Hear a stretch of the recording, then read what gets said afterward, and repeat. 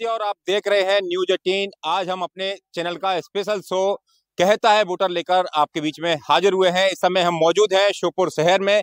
श्योपुर शहर शिव की नगरी है और यहाँ पर राजनीति की बात करें तो यहाँ की जनता हमेशा से ही प्रत्याशी को देखकर वोट करती रही है।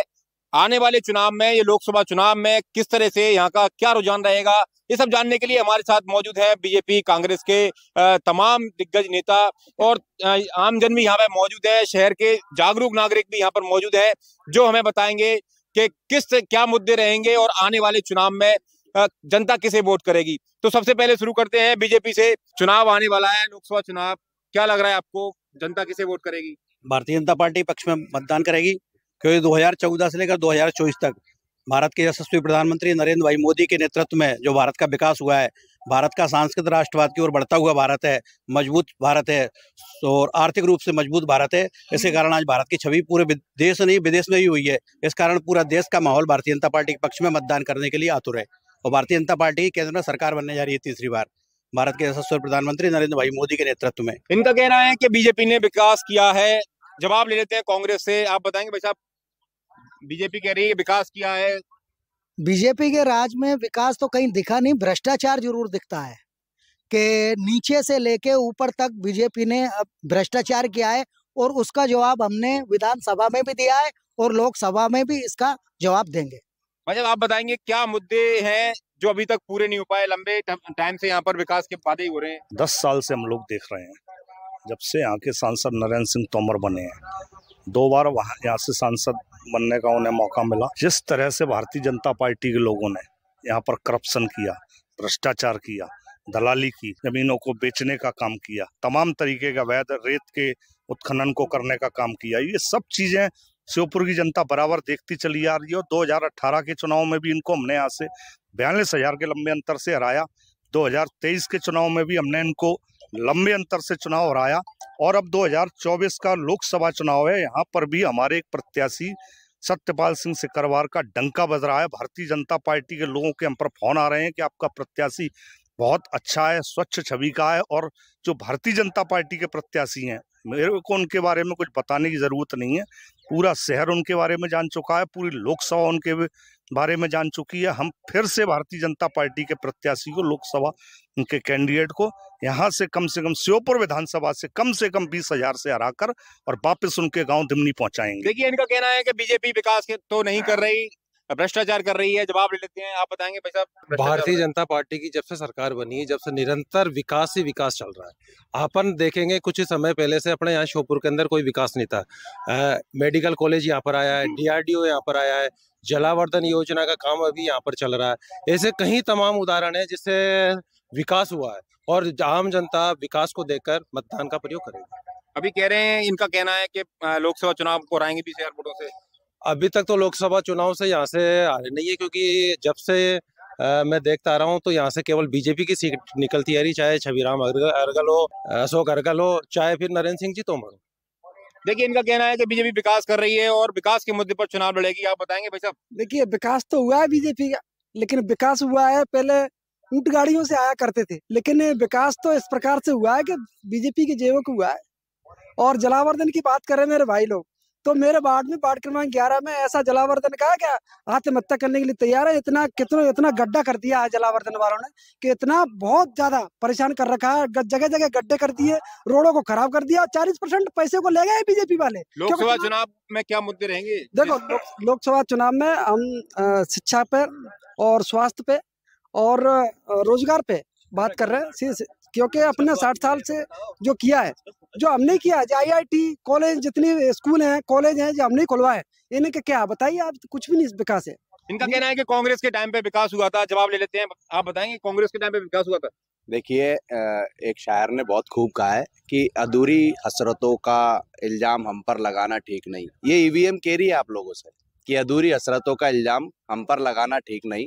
वफा खुद से नहीं होती और इल्जाम EVM पर लगा दे। 4 जून को जब भारतीय जनता पार्टी की सरकार 400 के पार जब बहुमत से, पूर्ण बहुमत से, प्रचंड बहुमत से जब अपनी सरकार बनाएगी, तब उसके बाद आप लोगों के पास में सिर्फ एक ही बात बचेगी।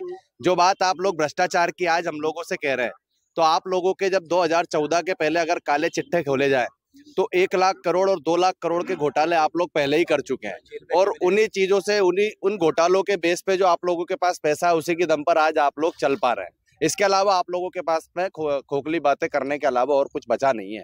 भारतीय जनता पार्टी की सरकार ने पिछले 10 सालों में जितना विकास किया है, ये 70 सालों में जो हम लोगों ने जो सरकार को देखा 2014 के पहले, वो हम लोगों को कहीं विकास नजर नहीं आता। अभी हमारे साथी कह रहे थे कि IIT कॉलेज और IIM कॉलेज की अगर ये बात कर रहे हैं तो 2014 के पहले जब देश के अंदर मात्र 7 IIT और IIM कॉलेज हुआ करते थे, उनकी संख्या बढ़कर 2014 से और 2023 के बीच में 21 के लगभग आज पहुंच चुके हैं।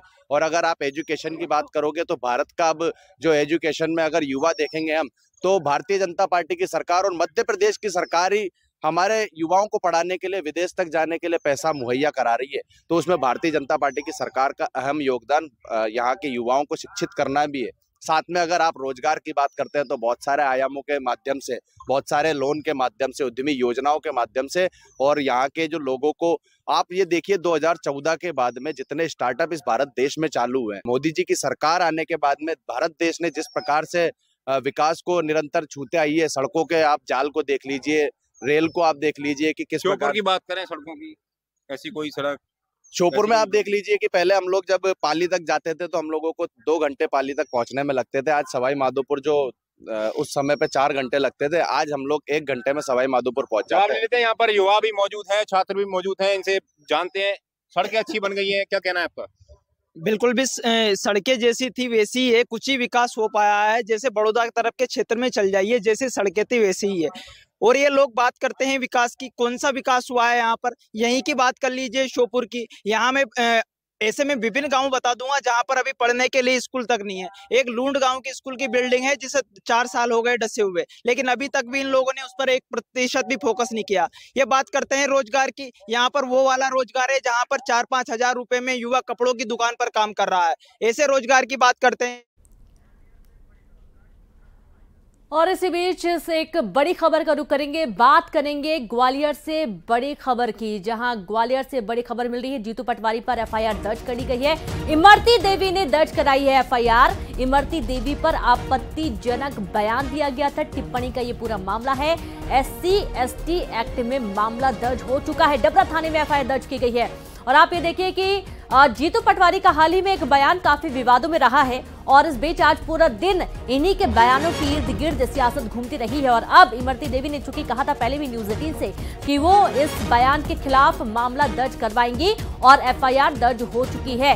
SC/ST एक्ट में दर्ज हुई FIR, डबरा थाने में FIR दर्ज हुई है। बड़ी खबर आपको दे रहे हैं ग्वालियर से, जीतू पटवारी पर FIR दर्ज हो चुकी है। इमरती देवी ने दर्ज कराई FIR और संवाददाता सुशील कौशिक जुड़ गए हैं। सुशील, पहले ही इमरती देवी ने स्पष्ट किया था कि इसके खिलाफ भी जाएंगी, जो बयान जीतू पटवारी ने दिया है उनके खिलाफ वो एक्शन लेंगी। बिल्कुल सही बात है। देखिए, इमरती देवी जो पूर्व मंत्री भारतीय जनता पार्टी की नेता है, उनके खिलाफ जिस तरह से कल एक हमारे टिप्पणी की थी PCC चीफ जीतू पटवारी ने, उसके बाद से लगातार जो है इस मामले को लेकर राजनीतिक सुर्खियां बनी हुई थी। भारतीय जनता पार्टी से लेकर तमाम दूसरे नेता थे, उन्होंने इस पर कड़ी आपत्ति जताई थी और यही वजह की इमरती देवी ने भी इस बयान को सुनने के बाद खुद को आहत महसूस किया था और कहा था कि वो FIR दर्ज कराएंगी। और आज जो है अभी थोड़ी देर पहले ही डबरा सिटी थाने में FIR दर्ज कराई गई है इमरती देवी की तरफ से। SC/ST एक्ट के तहत जो है जीतू पटवारी PCC चीफ के खिलाफ इसमें FIR दर्ज की गई है और अब पुलिस इस मामले में अगली कार्रवाई करेगी। पुलिस को जो है FIR के साथ ही इमरती देवी की तरफ से वो वीडियोज भी उपलब्ध कराए गए थे जिनमें जीतू पटवारी साफ तौर पर ये कह रहे थे कि इमरती देवी का रस खत्म हो गया, तमाम जो टिप्पणी की थी उसको लेकर। तो ये बड़ा एक्शन है और निश्चित तौर पर इमरती देवी ने जैसा कहा था तो उनकी तरफ से FIR दर्ज कराई गई है और अब पुलिस इस मामले में अगली कार्रवाई करेगी। बिल्कुल, SC/ST एक्ट के तहत मामला दर्ज हुआ है सुशील। और आज पूरे मध्य प्रदेश की राजनीति जीतू पटवारी के विवादित बयान के इर्द गिर्द घूमती रही और अब जो मामला दर्ज हुआ है, क्या क्या धाराएं लगी हैं इसमें? बिल्कुल, देखिए इसमें अपमानजनक शब्दावली का उपयोग करना, इसके साथ ही चूंकि अनुसूचित जाति की महिला है इमरती देवी, तो उन्होंने जो शिकायत की है उस शिकायत के मुताबिक SC/ST एक्ट भी लगाया गया है और निश्चित तौर पर इसमें जो उनकी मर्यादा हनन का मामला है तो कई धाराएं इसमें लगाई गई है और अभी प्रारंभिक तौर पर पुलिस ने बताया कि इसमें FIR दर्ज की गई है और अब जो है पुलिस इसमें अगली कार्रवाई करेगी। जो वीडियो सामने आए थे उन वीडियो के आधार पर ही पुलिस ने इसमें जांच की और उसके साथ ही जो है इसमें FIR दर्ज की गई है। जीतू पटवारी ने खेद व्यक्त करते हुए माफी भी मांगी थी। उनका ये कहना था कि वो बस सवालों को पल्ला झाड़ना चाह रहे थे और यही कारण है कि उन्होंने जल्दबाजी में कुछ कह दिया और इसके उन्होंने माफी भी मांगी थी। लेकिन महिला मोर्चा इतना ज्यादा आक्रोशित थी कि आज जीतू पटवारी के घर के बाहर घेराव करने पहुंची थी। काफी हंगामे के आसार बने थे और आखिरकार अब FIR दर्ज हो चुकी है। सुशील, बिल्कुल, अब FIR दर्ज हो चुकी है और आपको बता दें कि ये पहला मौका नहीं है जब इमरती देवी के खिलाफ PCC चीफ ने इस तरह की आपत्तिजनक टिप्पणी की है। इसके पहले भी अगर हम देखें तो साल 2020 के उपचुनाव में जब इमरती देवी भारतीय जनता पार्टी में आने के बाद डबरा से चुनाव लड़ रही थी तो उस दौरान भी PCC चीफ और पूर्व मुख्यमंत्री कमलनाथ ने डबरा में एक सभा के दौरान इमरती देवी को आइटम कह दिया था। उस बात को लेकर भी उस समय भारी बवाल मचा था, राजनीतिक हलचल मची थी। बीजेपी के लोगों ने कांग्रेस को और PCC चीफ तत्कालीन कमलनाथ को घेरा था और अब उसके बाद ये जो नया विवाद जीतू पटवारी के बयान के बाद हुआ है, निश्चित तौर पर कहीं ना कहीं सियासी भूचाल आया है और इस तरह का जो बयान है जीतू पटवारी की जो टिप्पणी थी, बहुत ही निंदनीय है और ओछे शब्दों का इस्तेमाल किया गया बयान में जीतू पटवारी के माध्यम से। बहुत शुक्रिया आपका सुशील तमाम जानकारी के लिए। और अब SC ST एक्ट के तहत FIR दर्ज हो चुकी है। एक छोटा सा ब्रेक, जल्द लौटेंगे।